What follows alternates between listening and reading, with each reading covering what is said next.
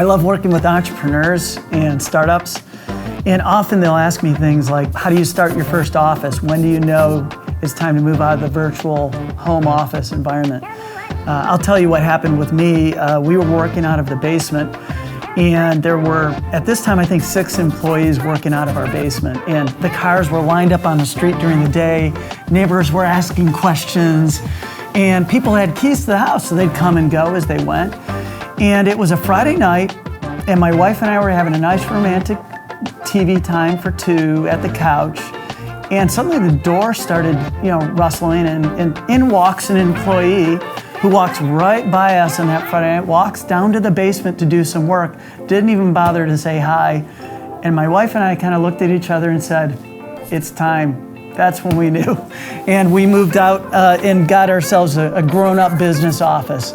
And there's so many different ways to do it today. Back then, there was really no such thing as co-working spaces or, anything like that, and it was expensive.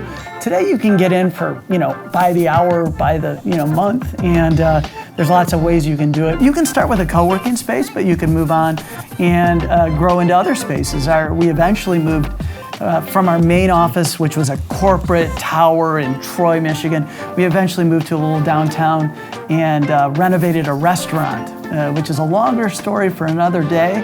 But we happen to be in a restaurant today, and it's just the environment we love to be in.